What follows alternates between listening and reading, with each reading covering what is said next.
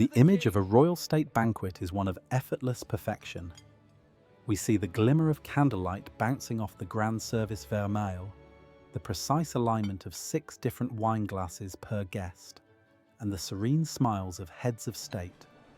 It looks like a fairy tale brought to life, a scene of ultimate luxury and relaxation.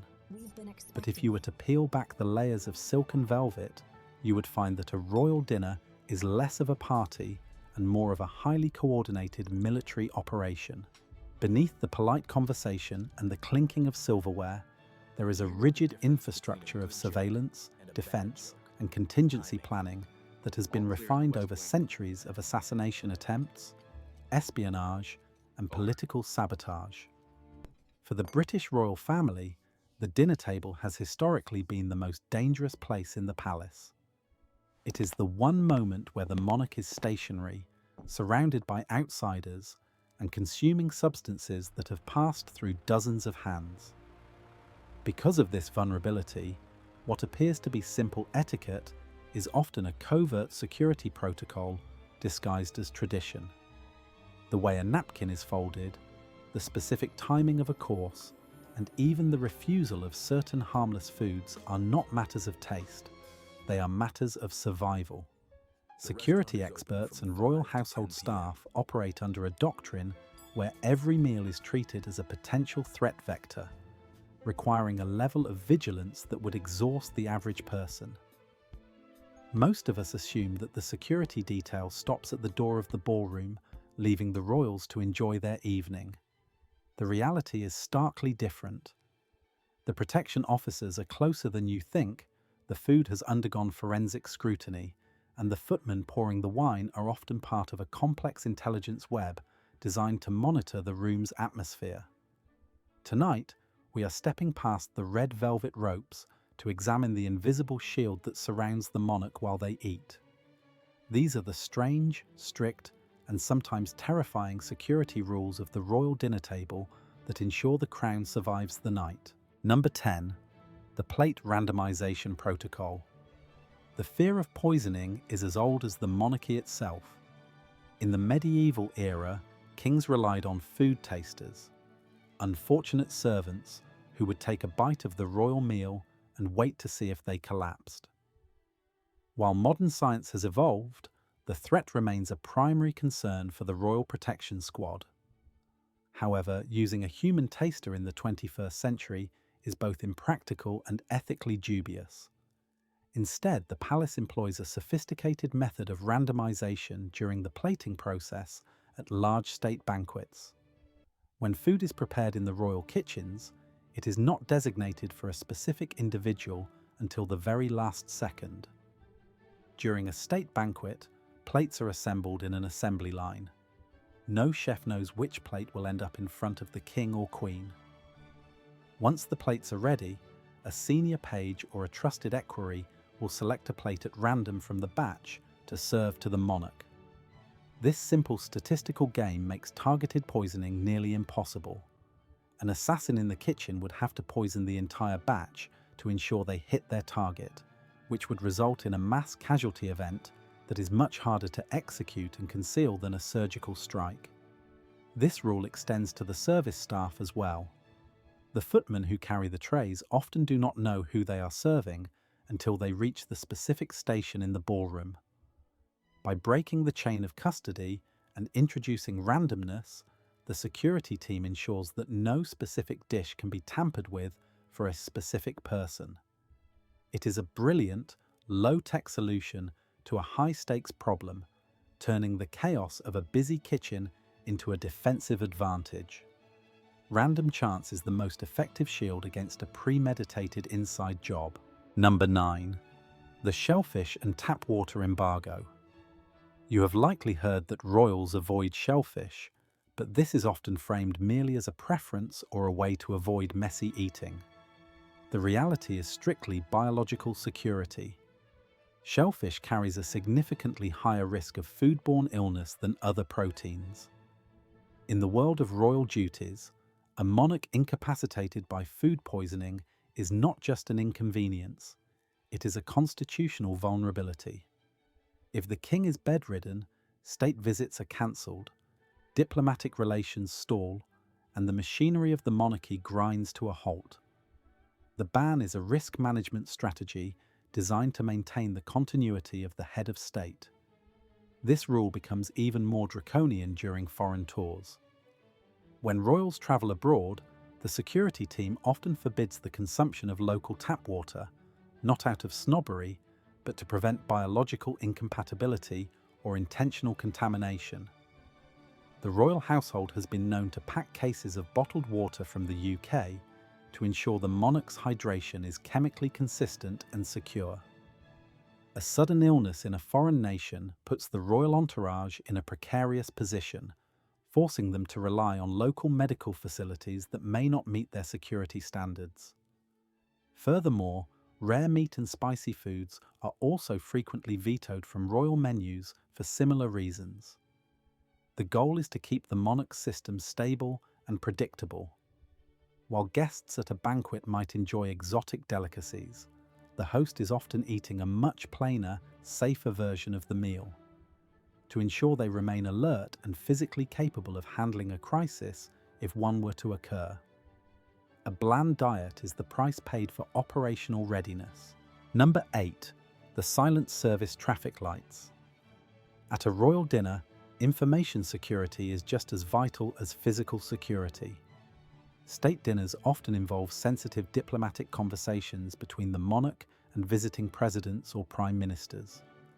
The last thing the security services want is for a waiter or footman to overhear state secrets and sell the story to a tabloid, or worse, a foreign intelligence agency. To mitigate this, the service is choreographed to be swift, silent, and virtually invisible, utilizing a system that minimizes the time staff spend hovering near the principals. Behind the scenes, a traffic light system is often used in the servery to coordinate the entry of the service staff. They enter in a phalanx, place the food simultaneously, and retreat immediately. This is known as the service buffer. By ensuring that staff are only at the table for the absolute minimum time required to place a plate or pour wine, the window for eavesdropping is drastically reduced. The staff are trained to be furniture, present but perceptually non-existent. Additionally, the background music played by the string orchestra in the gallery serves a dual purpose. While it provides atmosphere, it also acts as a sonic screen. The volume is carefully modulated to allow conversation between neighbours, but to mask the specifics of that conversation from the staff standing a few feet away. It is an acoustic privacy curtain, ensuring that a discussion about a trade treaty or a military alliance remains between the two heads of state, even in a room full of people. Number 7. The portable police station. When the king or senior royals dine out at a private residence or a hotel, they do not simply walk in and sit down.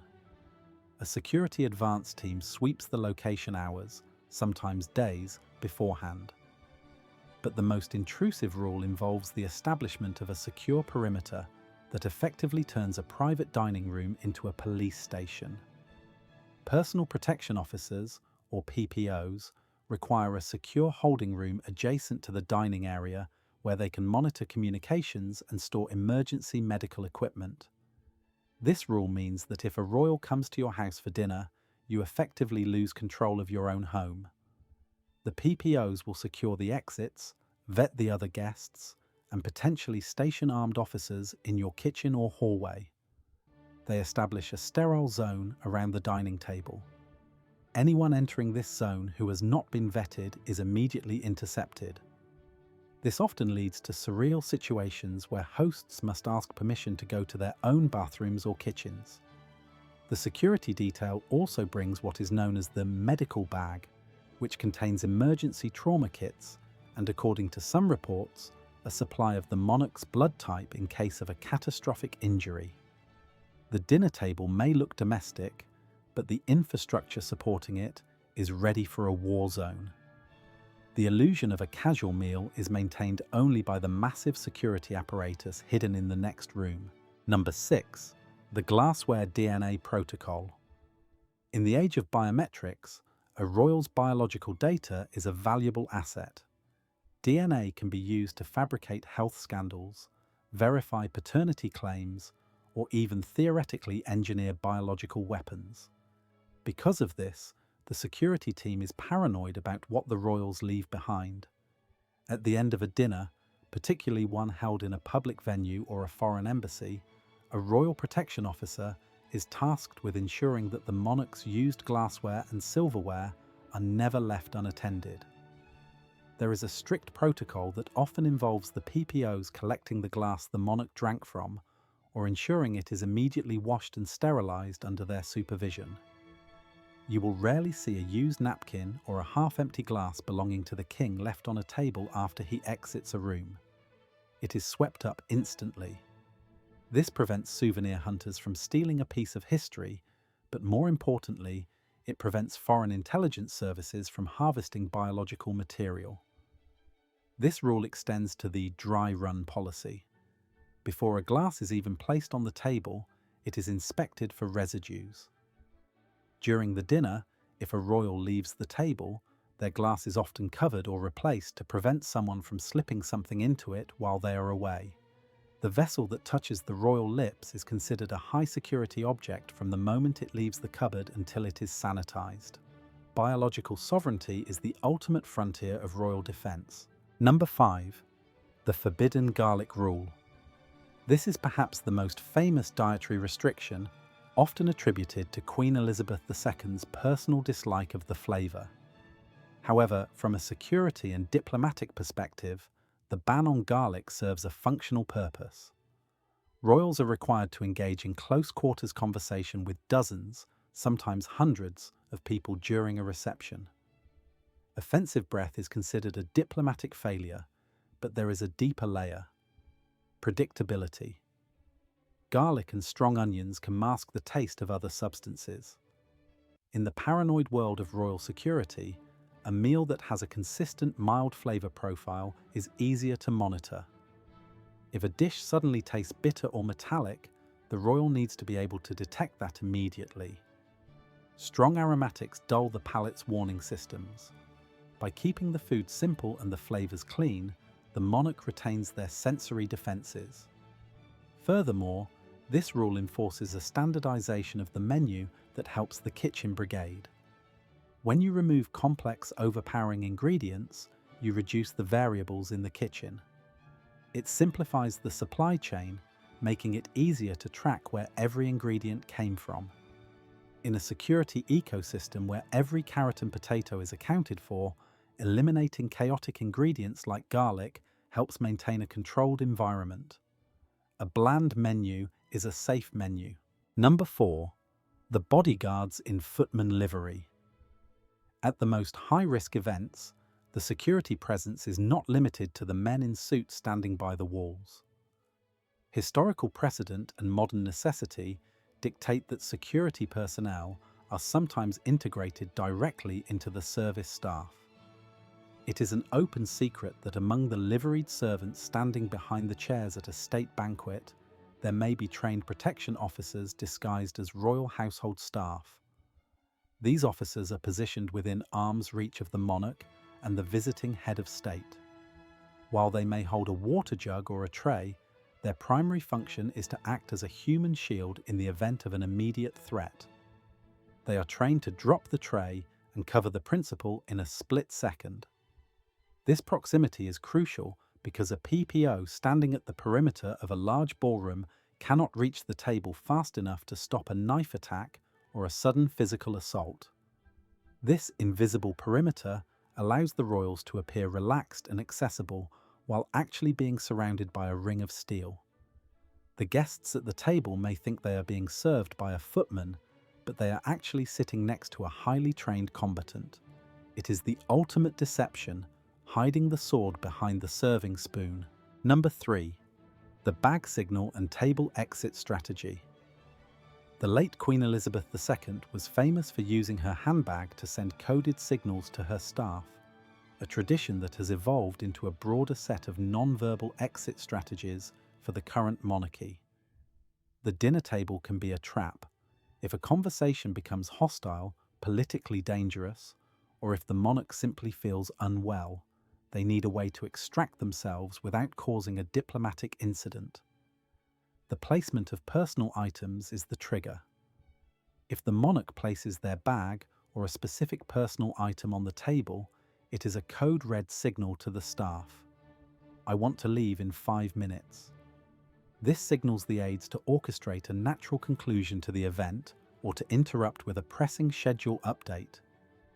If the bag is placed on the floor, it signals that the conversation is unpleasant and the lady-in-waiting needs to intervene immediately.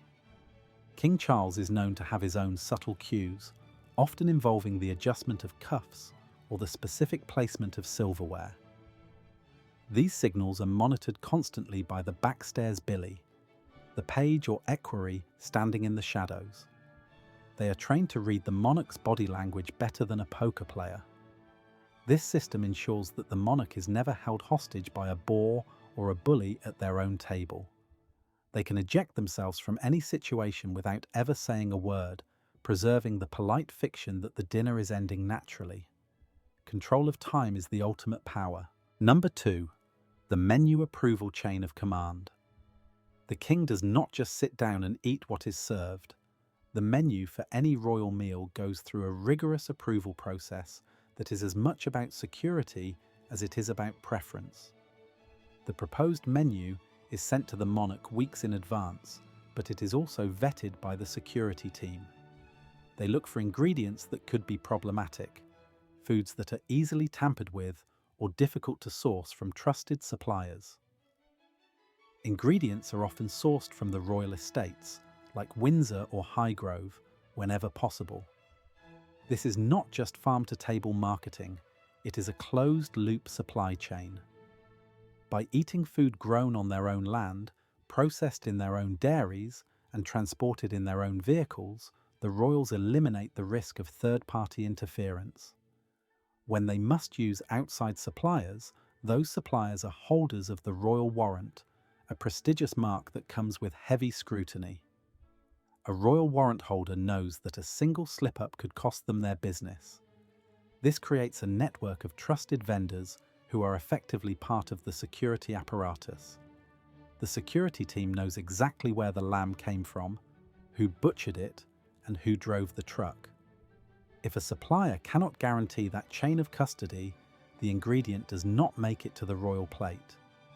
Total supply chain dominance is the only way to ensure total safety. Number 1. The finish when the monarch finishes rule. This is often cited as a quirky etiquette rule. When the king stops eating, everyone else must stop, and the plates are cleared. While this asserts dominance, its roots are deeply entrained in security and pacing control. By dictating the speed of the meal, the monarch minimizes their exposure time. A dinner that drags on is a dinner where mistakes can happen, where fatigue sets in, and where security perimeters can become porous. This rule allows the monarch to end the event instantly if a threat is detected or if the atmosphere turns sour. It is a kill switch for the gathering. If the king puts down his knife and fork, the event is effectively over. The staff will swoop in, regardless of whether the Prime Minister to his right has finished their potato. It creates a rigid temporal boundary around the event. Moreover, this rule prevents the monarch from being photographed in unflattering positions while others are still eating. It maintains the visual control of the room. But primarily, it is about exposure. The longer the monarch is seated in one place, the higher the risk. By controlling the start and the stop of the biological function of eating, the king controls the vulnerability window. He is never stuck at the table. The table exists only as long as he wills it to. It is the ultimate assertion of power. Even time waits for the king until the king decides time is up. When we look at these rules collectively, a pattern emerges. The pomp and circumstance of a royal dinner are actually a camouflage for a highly restrictive, defensive existence. The gold plates, the liveried servants, the precise etiquette, They form a gilded cage designed to keep the occupant alive. We often envy the royals for their banquets and their luxury, but we rarely consider the cost of that lifestyle. Imagine living in a world where you cannot trust a glass of water, where you cannot choose your own meal, and where your own dinner guests are vetted by police intelligence. It raises a fundamental question about the nature of modern monarchy. We tend to see them as figureheads of a bygone era, but in reality, they are high-value targets in a modern geopolitical game. The rituals we see on television are the hardened armor that has allowed this institution to survive for 1,000 years. It makes you wonder, at what point does the protection become a prison? Is the safety of the crown worth the loss of basic human freedoms, like eating a simple meal without a security clearance? If you enjoyed this investigation into the hidden mechanics of the royal world, hitting the like button helps us uncover more stories from behind the palace walls. It tells the algorithm that you want truth, not just tabloids. And for more deep dives into the secret lives of the elite, make sure you are subscribed and have notifications turned on. We have a video coming up on the secret escape tunnels of European palaces that you won't want to miss. I'll see you in the next one.